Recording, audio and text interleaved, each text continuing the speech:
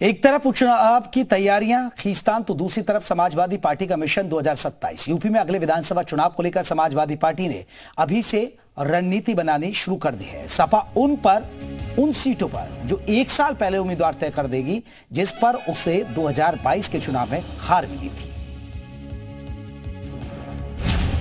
2027 की तैयारी में जुटी सपा। एक साल पहले तय होंगे उम्मीदवार। सूबे में वापसी को लेकर मंथन। हारी सीटों पर प्रत्याशी होंगे दमदार।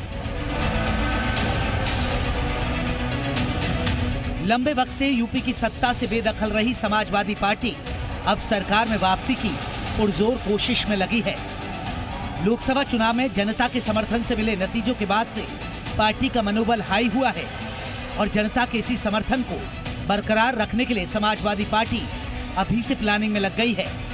नई रणनीति को लेकर समाजवादी पार्टी लगातार मंथन कर रही है। समाजवादी पार्टी 2022 में हारी सीटों को लेकर खास तैयारी कर रही है। पिछले विधानसभा चुनाव में हारी हुई सीटों पर अब एक साल पहले प्रत्याशी तय किए जाएंगे। इसके पीछे वजह है कि इन सीटों पर पार्टी के उम्मीदवारों को प्रचार का पूरा वक्त मिल सके, प्रत्याशी जनता के बीच जाकर अपनी पैंठ बनाए।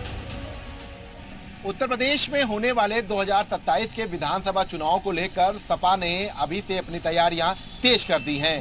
इसी कड़ी में सपा ने ये फैसला किया है कि जिन सीटों पर 2022 में समाजवादी पार्टी को हार मिली थी, उन सीटों पर एक साल पहले ही विधानसभा के प्रत्याशी घोषित कर दिए जाएंगे, ताकि प्रत्याशियों को पूरा मौका मिल सके और वो अपने विधानसभा में मजबूत हो सके। समाजवादी पार्टी अलग अलग सेक्टर्स में स्थानीय अध्यक्ष नियुक्त करेगी। इसके अलावा बहुमंजिला इमारतों में भी स्थानीय अध्यक्ष नियुक्त किए जाएंगे।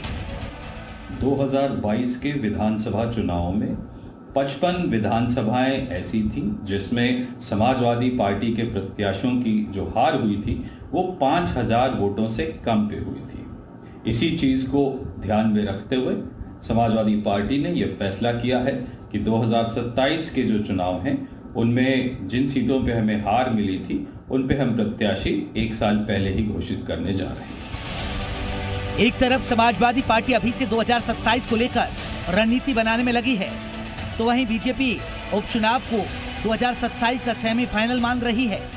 दावा कर रही है कि उपचुनाव और अगले विधानसभा चुनाव में सपा की कोई रणनीति काम नहीं आने वाली। देखिए, समाजवादी पार्टी जनता के मन से पूरी तरह से उतरी हुई है। 2012 से लेकर 17 तक का जो उनका कार्यकाल रहा है, जो जंगल राज गुंडा राज रहा है, उसके चलते जनता उनको दोबारा बर्दाश्त नहीं करना चाहती कि वो सत्ता में आए। इसलिए लगातार चुनाव से बाहर हैं, मैदान से बाहर हैं, सत्ता से दूर हैं। और वो टिकट 1 साल पहले घोषित करे या 2 साल पहले, इससे कोई फर्क नहीं पड़ने वाला।